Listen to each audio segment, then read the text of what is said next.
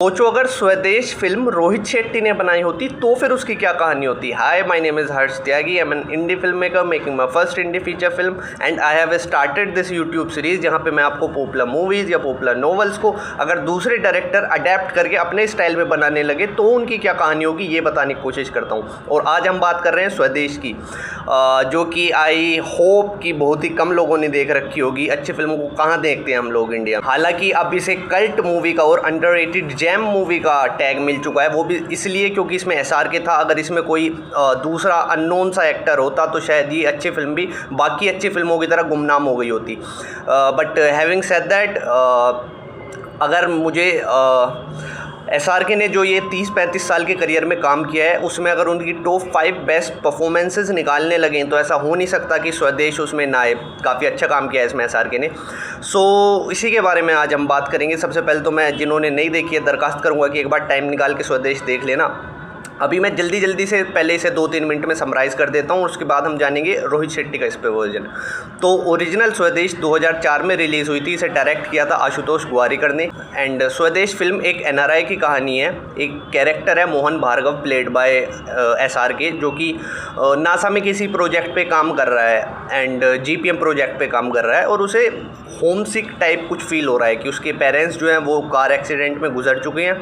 तो उसे अपनी नैनी की याद आती है, कावरी अम्मा की, जिन्होंने इसे पाल पोस के बड़ा किया था। तो ये उनके साथ टच खो चुका होता है, उनके टच में नहीं होता है। इसे याद होता है कि लास्ट टाइम जब ये टच में था तो वो दिल्ली के किसी ओल्ड एज होम में थी और अब इसे पता नहीं है कि वो कहाँ होगी। तो ये अपने GPM प्रोजेक्ट के फर्स्ट फेज़ के कंप्लीट होने के बाद कुछ वीक्स की लीव लेके इंडिया आता है, उसी दिल्ली के ओल्ड एज होम में जहाँ पे इसने लास्ट टाइम कावरी अम्मा को देखा था जब इसके टच में थी। तो जब ये वहाँ पे आता है तो इसे पता चलता है कि वो तो अब वहाँ पे नहीं है और वो चरणपुर नाम के किसी गांव में जा चुकी हैं। तो सबसे पहले तो ये एक व्हीकल ले लेता है, वेल इक्विप्ड व्हीकल, जिसमें ये रहने खाने का इसका कुछ दिक्कत ना है क्योंकि गाँव में जा रहा है ये। तो ये व्हीकल के थ्रू चरणपुर की तरफ निकल पड़ता है। तो इसे सबसे पहले तो गीता नाम की लड़की टकराती है जो कि इसमें फीमेल प्रोटोगोनिस्ट है। तो वो इसे गलत रास्ता बता देती है चरणपुर का। तो ये गलत रास्ते पे जा रहा होता है कि इसे फिर वहाँ पे एक मुसाफिर मिल जाता है, वो इसे गाइड कर देता है और इसे चरणपुर की तरफ भेज देता है। ये चरणपुर जाता है तो कावरी अम्मा से मिलकर खुश होता है, कावरी अम्मा खुश होती हैं। ये उनसे कहता है कि मैं आपको लेने आया हूँ, आपको मेरे साथ अमेरिका चलना पड़ेगा। बट वो कह देती है कि वो रह रही होती है गीता के साथ ही। गीता उन्हें अपने घर लेके आ गई होती है जब इसके मोहन भार्गव के पेरेंट्स गुजर गए होते हैं। तो दिल्ली के ओल्ड एज होम से यहाँ पे चरणपुर में अपने घर ले आती है गीता। तो ये कहती है कि नहीं, मैं तो जब तक इसकी गीता की शादी नहीं कर देती मैं तो यहाँ से नहीं जा सकती।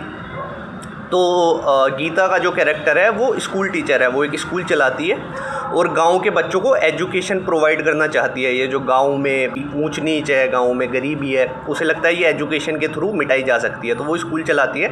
हालांकि उसे दिक्कतें आ रही होती हैं, वहाँ पे स्कूल में बच्चे इतने नहीं आ रहे होते हैं। तो गाँव के जो लोग हैं उसे प्रेशराइज़ कर रहे होते हैं कि ये जगह खाली कर दो, यहाँ पर पंचायत का कुछ तो हमें काम करना है और स्कूल को बंद करो इसे।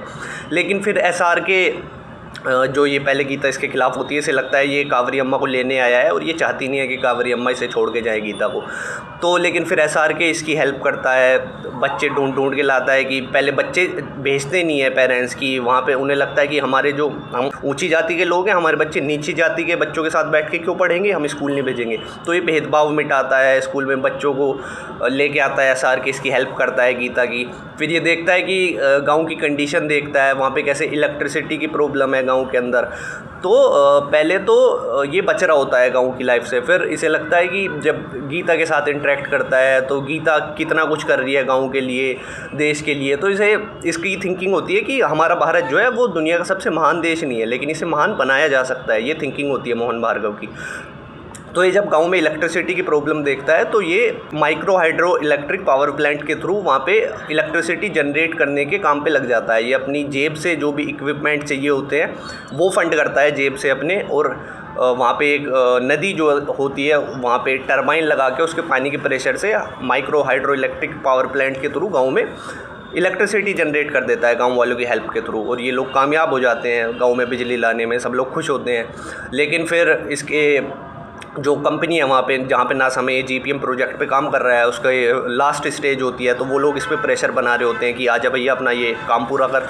तो इसे अमेरिका जाना पड़ता है। ये कावेरी अम्मा से कहता है कि मेरे साथ चलो, लेकिन कावेरी अम्मा मना कर देती हैं कि मैं वहाँ पे दूसरी कंट्री में जाके वो अडेप्ट नहीं कर पाऊँगी उनके लाइफस्टाइल को। और जब ये जा रहा होता है, गीता भी इसे गाँव की मिट्टी वगैरह कुछ तो गिफ्ट में देती है, इसे मिल जाती है ये वैन में जब जा रहा होता है। तो ये वहाँ अमेरिका चला जाता है और अपने प्रोजेक्ट को सक्सेसफुली कंप्लीट कर देता है। लेकिन फिर इसे चरणपुर गाँव की याद आ रही होती है।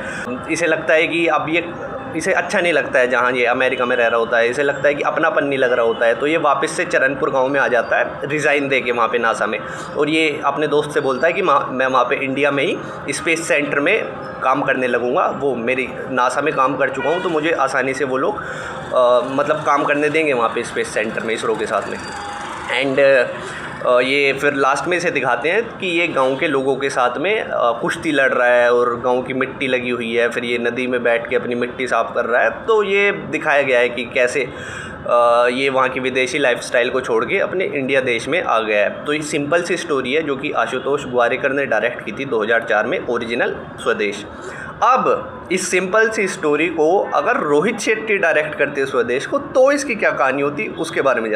रोहित शेट्टी की स्वदेश के फिल्म के ओपनिंग सीन में कुछ आतंकवादी नासा हेडक्वार्टर पे हमला कर रहे हैं और AK-47 लेके असला बारूद लेके नासा हेडक्वार्टर को उड़ाने की तैयारी कर रहे हैं कि तभी वहाँ पे 25-30 स्कॉर्पियो आती हैं। एक चलती हुई काली स्कॉर्पियो में से उतरता है मोहन भार्गव। वो उन पे आतंकवादियों पे टूट पड़ता है और उन्हें पहले तो निहत्थे हाथ मार रहा होता है, फिर कोई उसके हाथ में बंदूक दे देता है, उन्हें सबको शूट कर देता है, उठा के फेंकता है, स्लो मोशन में पीटता है, कभी यहाँ से पीटता है, कभी वहाँ से पीटता है, सारे आतंकवादियों को जान से मार देता है। और फिर कहता है कि मेरे होते हुए मेरे नासा हेडक्वार्टर को उड़ाओगे, ये मेरा नासा हेडक्वार्टर है और मैं यहाँ का मोहन भार्गव। फिर ये अपने दिखाते हैं कि वहीं पे साइंटिस्ट है, ये वहीं पे नासा हेडक्वार्टर में काम करता है, ये एक जीपीएम प्रोजेक्ट पे काम कर रहा होता है। इसके माँ बाप जस्ट लाइक ओरिजिनल फिल्म इसमें भी कार एक्सीडेंट में मर गए होते हैं, और जस्ट लाइक ओरिजिनल फिल्म इसमें भी इसे अपनी नैनी जो कावेरी अम्मा है उसकी याद आ रही होती है कि तभी ये वहाँ पे एक टीवी पे न्यूज़ चल रही है, इंडिया की न्यूज़। वहाँ पे दिखाते हैं आतंकवादियों ने एक बूढ़ी अम्मा को उठा लिया है और वो भारत सरकार से अपने साथी आतंकवादियों को छोड़ने की डिमांड कर रहे हैं। ये न्यूज़ को जूम करके देखता है तो देखता है ये तो कावेरी अम्मा है, मतलब आतंकवादियों ने कावेरी अम्मा को ही उठा लिया है। ये इंडिया जाता है, एयरपोर्ट पे भागता हुआ, छुट्टी वगैरह कुछ नहीं लेता, ऐसे ही पहुंच जाता है और फिर एयरपोर्ट इंडिया एकदम लैंड कर जाता है। इंडिया में फिर से 25-30 स्कॉर्पियो इसके पीछे चल रही है।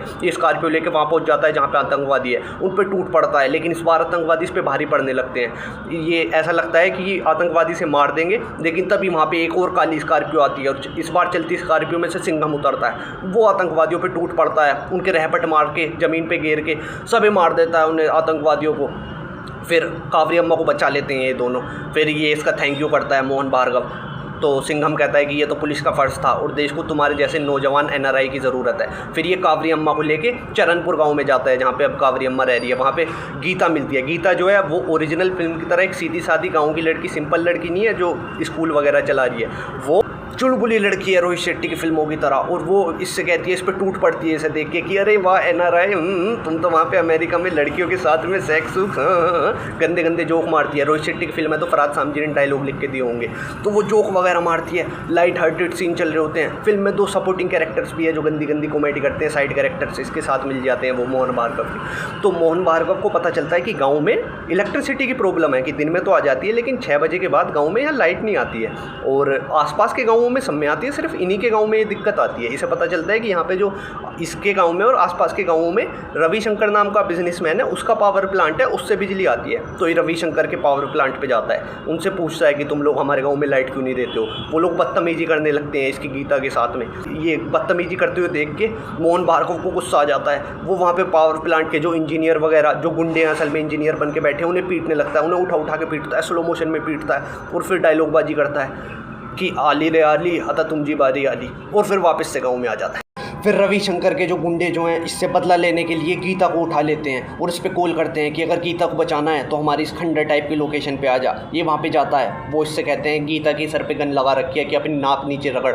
ये नाक नीचे रगड़ने जा रहा होता है कि ऊपर से सूर्यवंशी आ जाता है हेलीकॉप्टर पर लटकता हुआ और मिसाइल से सारे गुंडों को उड़ा देता है। जो बच जाते हैं उसे ये मोहन भार्गव स्लो मोशन में पीटता है, उठा के पटकता है, ज़मीन पर गिरता है, वो उड़ते हैं फिर गिरता है। और फिर से डायलॉगबाजी करते हैं दोनों, फिर से सूर्यवंशी फिर से वही गंदी कॉमेडी कर देता है नाम भूलने वाली, फिर उसका भी कैमियो ख़त्म, फिर एक गीता को लेके आ जाता है, फिर से पता चलता है कि रविशंकर जो है पास में एक इवेंट हो रहा है वहाँ पे स्पीकर बन के आ रहा है, ये उस पर जाता है रविशंकर को चेतावनी देने की आली रे आली अता तुम जी बाजी आली। फिर इसके साथ जो मोहन भार्गव गाँव में ही रह रहा होता है तो इसके साथ 2 कैरेक्टर और है कॉमेडी करने के लिए, साइड कैरेक्टर कॉमेडी करने के लिए, वो साइड कैरेक्टर के साथ मिलकर ही पता लगा लेता है कि गाँव में 6 बजे के बाद लाइट क्यों नहीं आ रही है। असल में 6 बजे के बाद सारी इलेक्ट्रिसिटी जो इनके गाँव को जानी चाहिए थी वो एक फैक्ट्री में चली जाती है, फैक्ट्री जो एक सीक्रेट फैक्ट्री है, गांव के जंगलों के बीच में दबी हुई फैक्ट्री। तो ये रात में इलेक्ट्रिसिटी इसलिए काट देते हैं कि गांव वालों को उस फैक्ट्री के बारे में पता ना चल जाए। उस फैक्ट्री में एक सीक्रेट मिशन हो रहा है, ऐसे रोबोट्स बनाए जा रहे हैं जो ह्यूमैनिटी को ख़त्म कर देंगे, इंडिया के लोगों को ख़त्म कर देंगे। और ये सीक्रेट प्लान में होम मिनिस्टर भी शामिल है, होम मिनिस्टर रवि किशन को बना देते हैं, रवि किशन भी है इसमें, होम मिनिस्टर भी शामिल है रविशंकर के साथ, रवि किशन जो कि होम मिनिस्टर है। वो लोग इस खुफिया सीक्रेट दिल दहला देने वाले काम को कर रहे हैं ह्यूमैनिटी को और इंडिया के टुकड़े टुकड़े करने के लिए, इंडिया को उड़ा देने के लिए। तो ये क्या करता है, ये सिंघम और सूर्यवंशी पे कॉल करता है उनसे मदद लेने के लिए। फिर से आधा दर्जन बॉलीवुड के एक्टर्स पुलिस की वर्दी पहन के आ जाते हैं कैमियो के नाम पे, और ये मोहन भार्गव जो है ये उन्हें लीड कर रहा है, सूर्यवंशी सिंघम सब इसके साइड में चल रहे हैं। और जो छोटे एक्टर्स हैं जो कि नए एक्टर्स हैं, वरुण धवन टाइगर श्रॉफ टाइप, वो पुलिस की वर्दी पहन के पीछे चल रहे हैं और 1-2 गंदे से जोक मारते हैं फरहाद सामजी के लिखे हुए, और ये लोग जाके फैक्ट्री को उड़ा देते हैं, फैक्ट्री को उड़ा देते हैं। फिर रविशंकर आता है उसे उड़ा देते हैं, फिर होम मिनिस्टर को जेल हो जाती है। फिर मोहन भार्गव जो है वो वहाँ पे जो प्रोजेक्ट चल रहा होता है उसे कहता है मैं तुम्हारा प्रोजेक्ट नहीं करूँगा, मैं इंडियन हूँ, इंडियन, मैं इंडिया में ही काम करूँगा। इंडिया का एक बैकग्राउंड म्यूज़िक बजने लगता है और मोहन भार्गव इंडिया में ही रह जाता है। और फिर लास्ट में एक डायलॉग मारता है मोहन भार्गव की, देश के आगे कुछ नहीं, अब मैं केवल इंडिया के लिए काम करूँगा, और फिल्म यहाँ पे ख़त्म हो जाती है। It doesn't make any sense right, लेकिन फिर रोहित शेट्टी की फिल्मों में सेंस होती है कहाँ है। So that would be the Swades if directed by Rohit Shetty. So या इस वीडियो में इतने ही, मिलते हैं नेक्स्ट वीडियो में।